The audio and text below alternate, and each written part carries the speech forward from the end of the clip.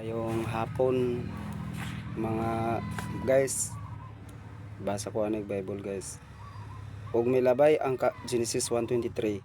Og milabay ang kagabhion og miabot ang kabuntagon. Kadto mao ang ikalimang adlaw. Verse 24. Unya miingon ang Dios, motungha sa kalibutan ang nagkalaing-laing mga mananap, mga kahayupan og tanang matang sa mga ihalas nga mananap og nahimo kini. So pinaagi sa pulong sa Ginoo ang tanan mananap nga atong gahimuon nga sudan gikan gyapon din na sa iyang baba, iyang gipamulong og nanungha. So din na to makita nga pinaagi sa pagpamulong sa Ginoo kanang naay mga mananap. So nga atong makita. So kung wala siya namulong, no mo nay delikado no kumundang ang Dios pagpamulong no. Wagi tay sudan. Pero mentras nga ang Ginoo mamulong, naagi tay sudan.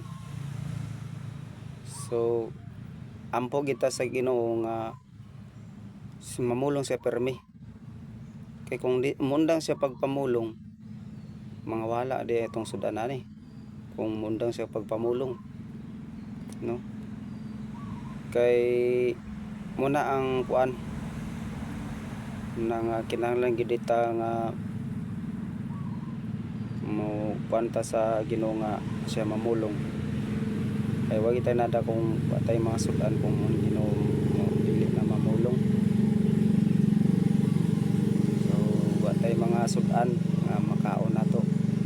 Kay sudan sa pamaw panito panyapon kung ang Ginoo mundang pagpamulong. Kay ato man sudanon ang mga mananap. Verse 25. Busa gibuhat niya ang tanan matang sa mga kahayupan ug mga ihalas nga mananap. Nakita sa Dios nga maayo ang iyang gibuhat ug nalipay siya. So tanan kung mag-search ka sa mga books, no, pila ka tuig nimo tun-an about sa mga mananap. No, dugay upat ka tuig, I don't know pila ka tuig nang tun-an nga mag-study about animals. Basin upat. Ang veterinary, sana siya.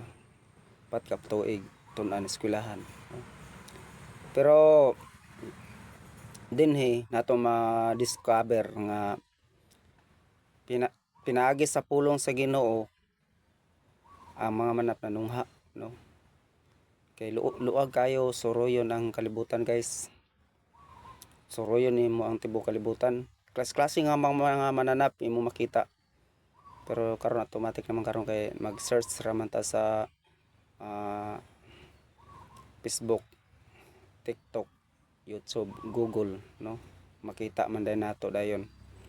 So karon nga panahon dali ra nato mabaw-an, no? Kay high-tech naman ta karon. High technology. So pero kung imo ginsutawan ang Ginoo gyud namulong ug naay mga mananap na nungha, no? Kay kung atong subay-subayon gikan ang mananap, no? Daghan man kayo mga mananap atong tun-an. Gikan sa gagmay nga mananap hangtod na sa dagko. Bisan gali sa magsugod ta sa gagmay nga di nagkakita nga mga mananap, kung sa kagamay hangtod sa mga dagko. So daghan kay mananap atong tun-an. So moto na lang ta nga ang mga mananap ipamulong sa Ginoo og nanungha. Parang dali ra, no? Dali ra nato tun-an. Ay nga na day namulong day ang Ginoo og nangunungha ang mga mananap. Mo day na nga klase nga mga mananap atong sudan, no? So muna ka bililhon gyud ang pagpamulong sa Dios sa atoa. So nakabaton tag klas-klas yung mga sudan kay siya namulong. Oh. So ang pulong sa Ginoo mao'y atong sudan. No, sudan nato ang pulong sa Ginoo. Ani nga verse, no, dani nga verse ang pulong sa Ginoo atong sudan. So lisod kay kung watay sudan, no, maglanlan tag kanon.